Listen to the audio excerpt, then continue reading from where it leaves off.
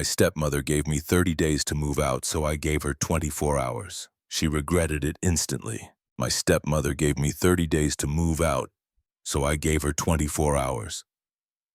Let me tell you how Betty turned my father's house into her personal Disney castle, and I was the unwanted Cinderella she'd been plotting to banish since day one. Betty Martinez had this incredible talent for making my life miserable while maintaining her perfect stepmother facade.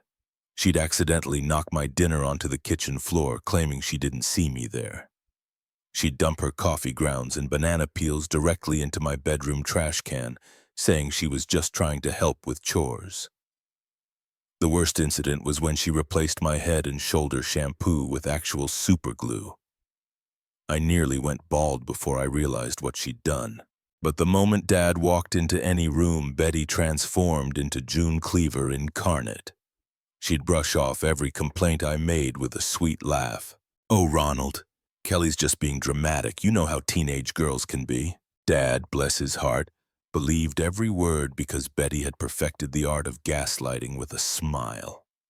She'd bake his favorite chocolate chip cookies while I was at school, leaving me none, then tell him I'd eaten them all when he asked. She'd volunteer to do my laundry, then shrink my favorite sweaters and blame the washing machine. Every cruel act was disguised as an accident or my own fault, and Dad never saw through her performance. The manipulation was so subtle, so perfectly executed that I started questioning my own sanity. Was I really being too sensitive? Was Betty actually trying to help and I was just ungrateful? Looking back, I realized she was a master manipulator who knew exactly how to isolate me from my father's affections while positioning herself as the victim of my teenage rebellion. But Betty made one critical mistake. She underestimated how much my father actually loved me and how well he knew her true nature. That mistake would cost her everything. The mask started slipping the moment Dad got his diagnosis. Stage 3 pancreatic cancer. Betty saw opportunity where I saw tragedy, and she moved fast to separate us when we needed each other most. First, she convinced Dad to skip my graduation from Lincoln High School. "Ronald, honey, all that excitement and emotion might be too much stress for your heart," she cooed, rubbing his shoulders while I stood there in my cap and gown. "Dr. Harrison specifically said, you need to avoid overwhelming situations." That same weekend, while I walked across the stage alone, Betty posted Instagram photos from their romantic getaway to Napa Valley, complete with heart emojis and blessed life hashtags. When my acceptance letter arrived from Northwestern University with a partial academic scholarship, I was over the moon. I'd worked my butt off for 4 years to make this happen. But Betty saw dollar signs, not dreams. She sat Dad down for one of her concerned family meetings about our finances. "Ronald, sweetheart, I've been going over our budget, and with these medical bills piling up, I just don't see how we can afford Kelly's college expenses," she said, spreading bank statements across the kitchen table like a prosecutor presenting evidence. "Maybe she should consider community college for the first 2 years. It's the responsible thing to do." Dad looked exhausted and defeated, nodding along as Betty painted this picture of financial ruin. What she didn't mention was the 2 brand-new Coach purses sitting in her closet, $800 each, that she'd bought that same week, or the weekly spa appointments she'd scheduled for stress management. Apparently, my education was a luxury we couldn't afford, but her designer therapy was essential. I watched my dreams crumble while Betty played the role of the practical, caring stepmother who was just looking out for our family's best interests.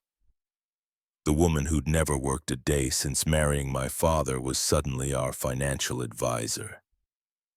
And Dad was too sick and tired to see through her lies. But the real cruelty was still coming, and it would make everything else look like child's play.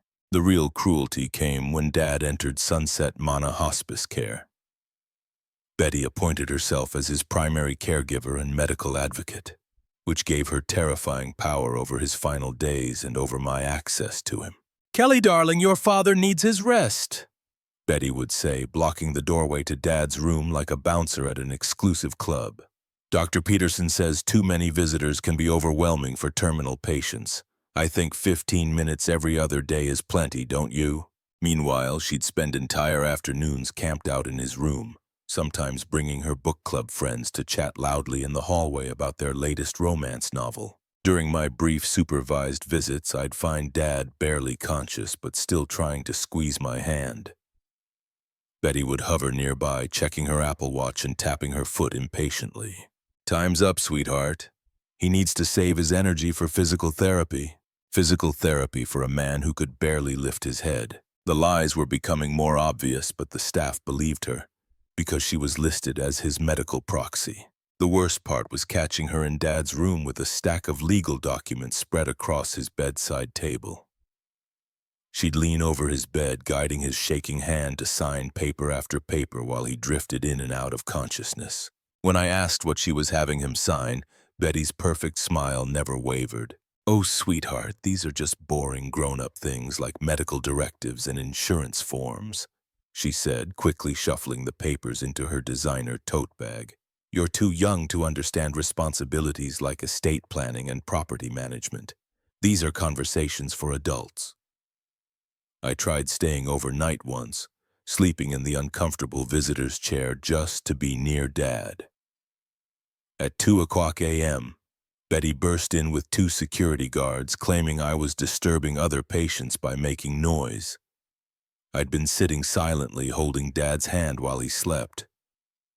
But Betty was convincing, and I was escorted out like a troublemaker.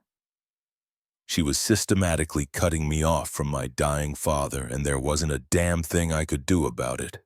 Or so I thought. The morning after Dad's funeral, while I was still wearing my black dress from the service and hadn't even finished my coffee, Betty waltzed into the kitchen like she just won the lottery. She was jangling the house keys like a jailer, and her grief performance from yesterday had completely vanished. "Qley, sweetie, we need to have a little chat about your living situation," she announced, settling into Dad's favorite chair at the breakfast table.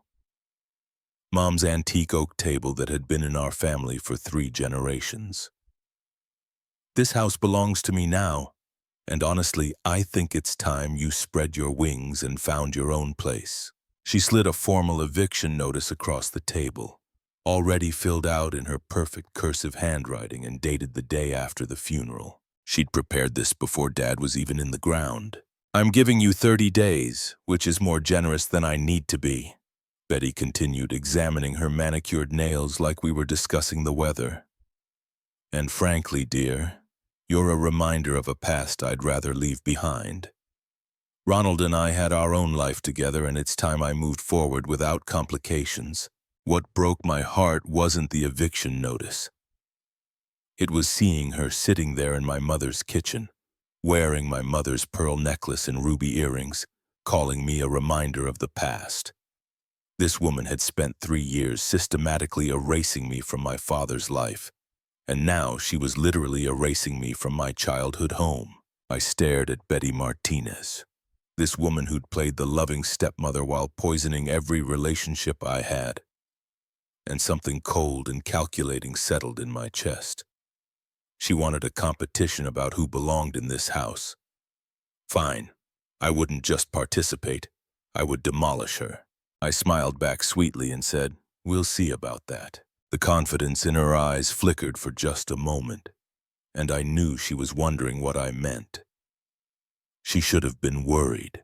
She should have been terrified because I was about to destroy her entire world in less than 24 hours. I spent the next 24 hours strategically digging through every document Dad had ever given me. And that's when I remembered the manila envelope he'd handed me 2 years ago, the one marked Qley, open only if absolutely necessary, in his careful block letters. I'd tucked that envelope away in my memory box and honestly forgotten about it. Dad had been acting strange that day, more serious than usual, and he'd made me promise to keep it safe but not open it unless something terrible happened. At 17, I thought he was being overly dramatic. Now I realized he'd been preparing for war. With trembling hands, I opened the envelope and found 3 life-changing documents inside, along with a letter in Dad's handwriting that made my blood run cold. "Qley, If you're reading this, it means Betty has shown her true colors and I'm no longer here to protect you. I've been watching her behavior for the past year, and I know exactly what kind of person she is. I've seen how she treats you when she thinks I'm not looking, and I've documented everything. These papers will give you the power to fight back. Use them wisely. I love you more than life itself, Dad. The first document was a deed transfer, signed and notarized, showing that Dad had quietly transferred the house into an irrevocable trust with me, as the sole beneficiary, dated 2 years ago, right after Betty's mask had started slipping around him too. The second was a prenuptial agreement that Betty had signed, limiting her to only the personal property she'd brought into the marriage, plus one vehicle. She'd been so eager to marry Dad that she'd signed away any claim to his assets. The third was a notarized statement from Dr. Williams, Dad's longtime physician, confirming that Ronald Thompson was of completely sound mind and under no duress when he created the trust and made these legal arrangements. Betty was so confident in her manipulation that she'd never seen this coming. She thought she'd played the perfect game, but Dad had been playing chess while she was playing checkers. I spent hours organizing the documents, highlighting the relevant sections, and preparing for the most satisfying conversation of my life. The next morning, I walked into the kitchen where Betty was sipping coffee from Mom's favorite mug and scrolling through real estate listings on her iPad, probably planning to sell the house before my 30 days were up. "Betty," I said, setting my own coffee down and taking the seat across from her. "You were absolutely right yesterday. Someone definitely needs to move out of this house." She looked up with that smug smile, thinking I was about to beg for more time or negotiate some pathetic deal. "I'm so glad you're being mature about this, Qley. I knew you'd come around and see reason." "Oh, I see everything very clearly now," I replied, placing the deed on the table between us. "This is my house. It has been for 2 years. Betty's expression shifted from smug to confused, to absolutely horrified as she snatched the paper and read it frantically. Her hands shook as she processed the legal language, her face draining of color like someone had pulled a plug. "This can't be right," she whispered, reading the same paragraph over and over. "I was his wife. I have rights. This is impossible." "You have rights," I agreed, sliding the prenuptial agreement across the table with the relevant sections highlighted in bright yellow. "You have the right to the personal property you brought into the marriage, plus that Honda Accord Dad bought you last Christmas. That's it." Betty's coffee mug crashed to the floor as she grabbed the prenup with both hands, scanning the document that she'd signed so carelessly 3 years ago. The legal terminology was clear and brutal. She was entitled to nothing from Dad's estate except what she'd specifically brought into the marriage. "You little—" she hissed, her perfect stepmother mask finally completely shattered. "You've been planning this the whole time, haven't you? Playing the innocent stepdaughter while plotting behind my back." I shook my head calmly. "I didn't plan anything, Betty. Dad planned this. He knew exactly what kind of person you are, and he protected me from you even after death." She stood up so violently that her chair crashed backward. "I'll contest this. I'll hire the best lawyers in Chicago. There's no way this will hold up in court." That's when I pulled out the final document. Dr. Williams' notarized statement confirming Dad's mental competency when he created the trust. "Go ahead and try," I said, meeting her furious gaze. "But you'll need to do it from somewhere else. I want you out of my house by tomorrow evening. And honestly, Betty, that's more generous than you deserve." Betty started crying, ugly, manipulative sobs that she'd probably used to get her way her entire life. Within seconds, she was wailing about family loyalty and Christian forgiveness, playing every emotional card in her deck. "Where will I even go, Qley? I gave up everything for your father. I have nowhere to turn." She sobbed, reaching for my hands like we were long-lost sisters instead of mortal enemies. "Surely we can work something out. I'll be a better stepmother, I promise." But I was already on my phone calling Anderson Locksmith to schedule an emergency rekey for that afternoon. "Hi, this is Qley Thompson at 847 Maple Street. I need all my locks changed today. Yes, it's an emergency situation." Betty's sobs turned to rage as she realized I wasn't falling for her performance. You can't do this to me. What would your father think? What would your precious mother think about you throwing family out on the street? My mother would think I'm finally standing up for myself, I replied, watching the locksmith's van pull into our driveway. And Dad orchestrated this whole thing. He knew you'd show your true colors the moment he was gone. By 6 o'clock that evening, Betty's designer luggage was stacked on the front lawn like an upscale yard sale. She stood in the driveway screaming about family values and Christian charity while our neighbors watched from their windows like it was premium cable television. "This isn't over, Qley!" she shrieked, loading her coach bags into her Honda. "I'll take you to court. I'll expose what a manipulative little witch you really are. Everyone will know the truth." "The truth?"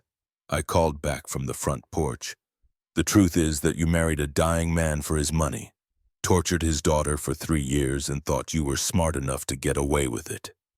How'd that work out for you, Betty?" She screamed profanities that would make a sailor blush, cursing both me and Dad's memory before peeling out of the driveway in a cloud of burning rubber and wounded prude.